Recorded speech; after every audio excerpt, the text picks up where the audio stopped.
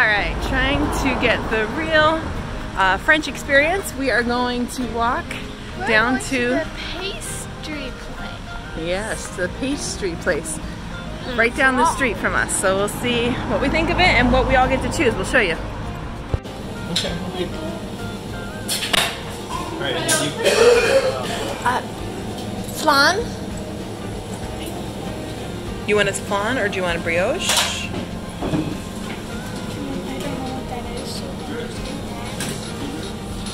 Okay, so we've got some flan here.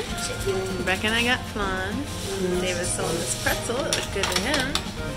Got some cappuccino. And Troyer got some, oh, what's that called again? Quiche, that's right. Quiche. And of course, cappuccino. So we just got finished at the bakery. That was really cool. We're gonna try, what are these called again? Macaroons. We're gonna try the macaroons soon. My hand's in your way, Becca. There you go. Okay, so anyways, we're gonna try those in a little bit. We haven't tried them yet. But something that I found interesting is the difference in weather just going a day's journey, just going like 6.5 hours away, the difference it makes. Because it was hot. Country 2 hours ago. Well, yeah, but it was hot. I almost called it Florida. In Italy, it was really hot. And here, so last night we kept the windows closed and we had fans on because there was no air conditioning. And we were just like, okay, well it's hot, but you know, the fan made it bearable, it was totally fine. So we wake up this morning and we open up our door and we go out the hall down to the main door. And I was like, what? They have air conditioning out here in the hallway, but they didn't have it in our room. How weird is that?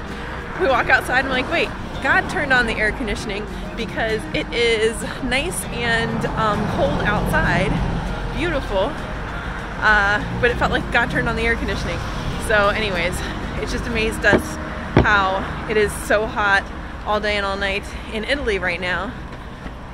But, hey dude, but it's not here in France, which is like southern France, honestly.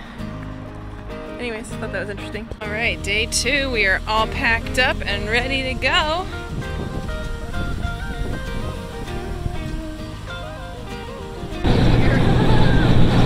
look at the French countryside. Countryside could be Belle's Village, you know? I mean, it looks like it's what I'm saying. Isn't that cool? Yeah. Just modern, no.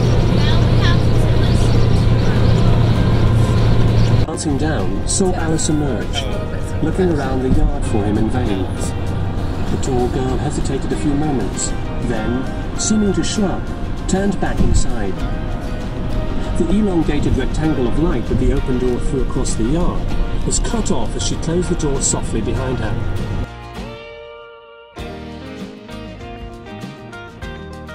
We crossed over the border into the small country of Luxembourg and we went to visit the Luxembourg Military Cemetery.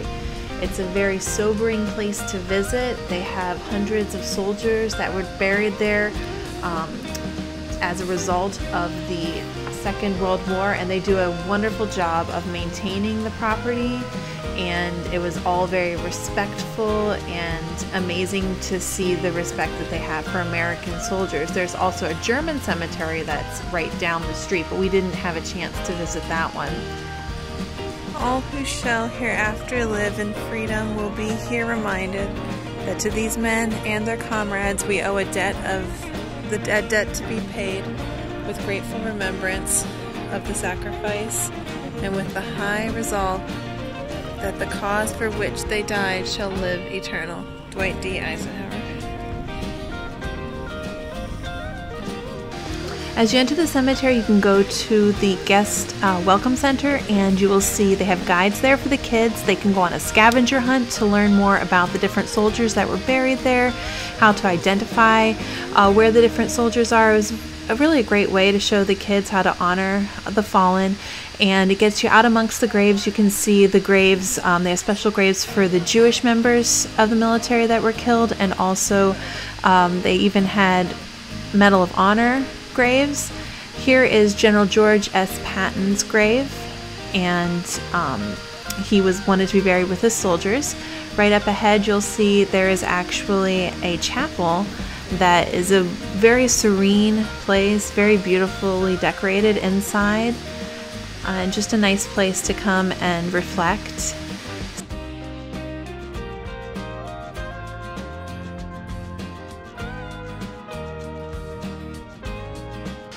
On the road again, and this time we're headed from Luxembourg to Belgium. We made it to Belgium, went out looking for dinner, and ran across a festival. Oh, that's the house over there.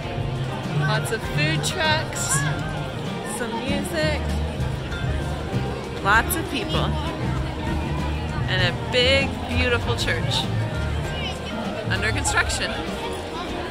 While we were in Luxembourg and in Belgium, we heard a lot of German. There was also some French and Dutch. There were just some different languages that we are not as accustomed to now that we live in Italy, but they did both use the euro and the metric system, so that was very familiar. So we're headed back to the Airbnb now, and tomorrow we have Belgium's favorite water park to go to. You're gonna love it. Cheers!